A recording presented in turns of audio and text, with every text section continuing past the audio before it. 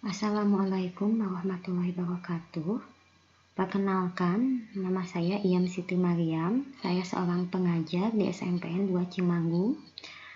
Pada kesempatan kali ini, saya akan menjelaskan mengenai PPT yang pernah saya bikin.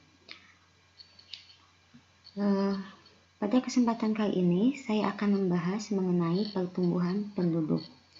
Materi mengenai pertumbuhan penduduk ini terdapat pada kurikulum 2013 di kelas 7 dan pada kurikulum 2006 terdapat pada kelas 8. Sebelum membahas mengenai pertumbuhan penduduk, seperti biasa kita akan memberikan dulu tujuan pembelajaran. Jadi apa yang akan dicapai oleh siswa? Yang pertama, mendeskripsikan pertumbuhan penduduk. Yang kedua, menyajikan tabel pertumbuhan penduduk daerah tempat tinggalnya. Oke, kita langsung ke materi. Langkah selanjutnya, saya akan menampilkan dua gambar. Yang pertama, gambar yang ini. Yang kedua, gambar yang ini. Gambar yang ini dan gambar yang ini. Kedua gambar ini saya dipersilahkan kepada siswa untuk mengamatinya, kemudian berkomentar.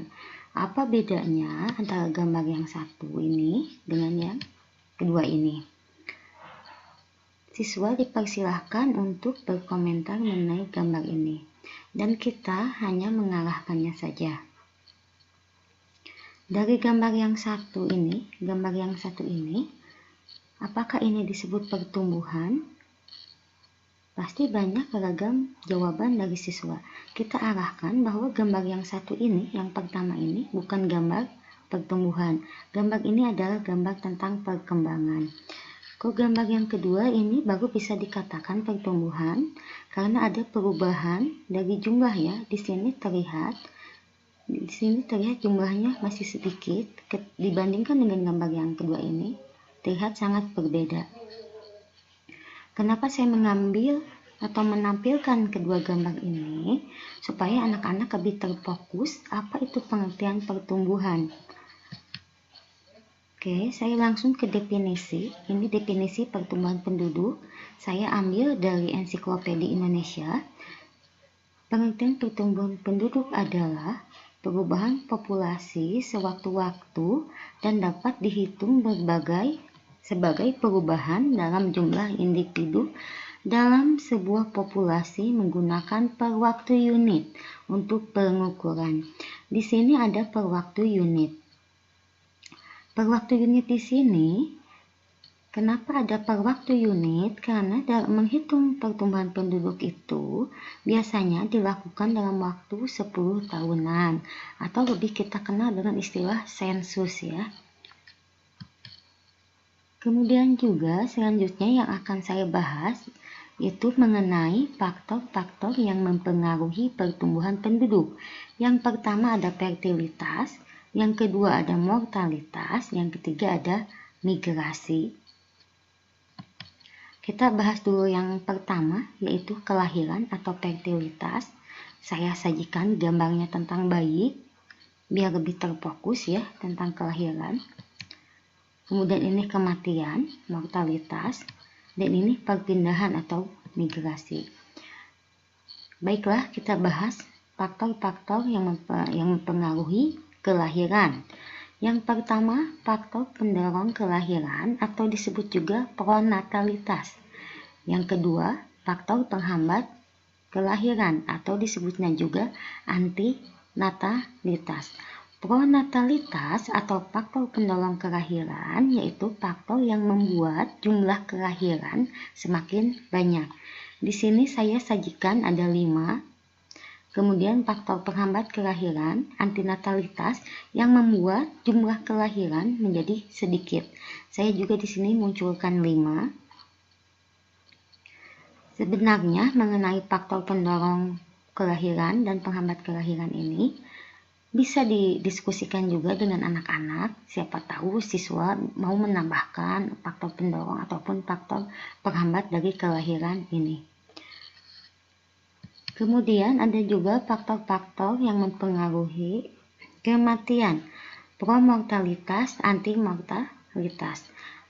Promortalitas artinya itu faktor yang membuat jumlah kematian menjadi banyak. Dan faktor antimortalitas yaitu faktor yang membuat jumlah kematian menjadi berkurang atau menjadi sedikit. Jadi pada intinya sama aja. Kalau ada kata pro itu artinya menandakan jumlah penduduk menjadi banyak. Kalau yang anti membuat jumlah menjadi sedikit. Kemudian kita bahas mengenai jenis-jenis pertumbuhan penduduk. Ada 3 jenis pertumbuhan penduduk. Yang pertama ada pertumbuhan penduduk alami. Yang kedua pertumbuhan penduduk migrasi, yang ketiga pertumbuhan penduduk total. Kita bahas satu per satu. Yang pertama pertumbuhan penduduk alami. Pertumbuhan penduduk alami adalah pertumbuhan penduduk yang diperoleh dari selisih jumlah kelahiran dengan jumlah kematian. Jadi untuk menghitung jumlah penduduk ini, kita hanya menghitung selisih saja dari jumlah kelahiran dengan jumlah kematian. Ada 2 rumus untuk menghitung pertumbuhan penduduk alami. Yang pertama, PA sama dengan P0 tambah L kurangi M. Atau P sama dengan L kurangi M. Di mana L itu jumlah kelahiran, M itu jumlah kematian. Sedangkan P0 itu jumlah penduduk pada awal perhitungan. Jadi kedua rumus ini digunakan tergantung soalnya. Kalau misalkan soalnya yang ditanyakan jumlah penduduk pada akhir perhitungan, akhir tahun perhitungan, pakai rumus yang P0. Tapi kalau misalkan tidak diketahui jumlah penduduk awal, kita pakai rumus yang P sama dengan L kurangi M. Ini mengenai pertumbuhan penduduk alami yang hanya membahas mengenai selisih antara jumlah kelahiran dengan jumlah kematian. Kita bahas selanjutnya. Di sini ada pertumbuhan penduduk migrasi. Pertumbuhan penduduk migrasi ini diperoleh dari selisih jumlah migrasi masuk dan jumlah migrasi keluar. Jumlah migrasi masuk itu disebut imigrasi. Maksudnya masuk di sini itu masuk ke daerah perhitungan. Jadi penduduk yang dari luar daerah perhitungan pindah ke daerah perhitungan, itu imigrasi. Koemigrasi, penduduk yang keluar dari daerah perhitungan ke daerah lain. Rumusnya sama, ada yang pakai P0, ada yang langsung. Rumusnya di sini bisa saya bacakan. PM sama dengan P0 tambah I imigrasi, penduduk yang masuk, dikurangi E, jumlah penduduk yang keluar. Atau P sama dengan I kurangi E. I imigrasi, E emigrasi. Jadi selisih jumlah penduduk yang masuk dan keluar dari daerah perhitungan tentunya. Kemudian ada yang ketiga itu pertumbuhan penduduk total. Pertumbuhan penduduk total ini hanya selisih dari jumlah penduduk alami dengan pertumbuhan penduduk migrasi. Itu disebutnya pertumbuhan penduduk total. Di sini juga rumusnya ada yang P0 tambah L kurangi M tambah I kurangi E. Jadi biasanya untuk soal yang pertumbuhan penduduk total diketahui jumlah penduduk pada awal tahun, lalu ditambah dengan data-data ini L kurangi M atau I kurangi E.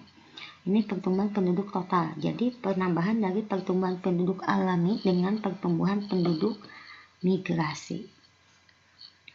Kemudian di sini saya tampilkan juga tentang pertumbuhan penduduk di Indonesia.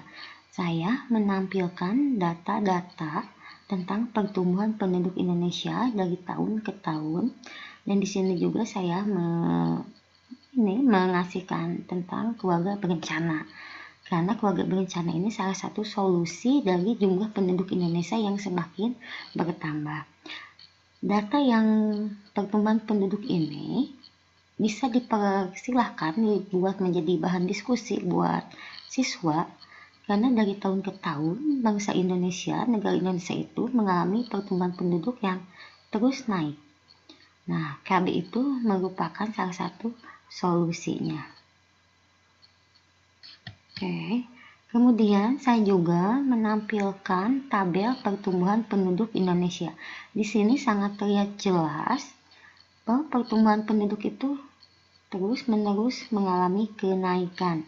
Pada tahun 2010 sangat-sangat banyak ini jumlah penduduknya. Dan kenapa saya menampilkan tabel pertumbuhan penduduk? Karena nanti saya akan memberikan tugas kepada siswa untuk membuat tabel pertumbuhan penduduk di daerah tempat tinggalnya. Mungkin bisa di desanya atau di kecamatannya. Yang lingkup yang bisa mereka teliti sendiri gitu. Itu salah satu tugas pada materi ini. Jadi si anak dituntut untuk bisa membuat atau menyajikan tabel tentang pertumbuhan penduduk. Kemudian mengenai dampak dari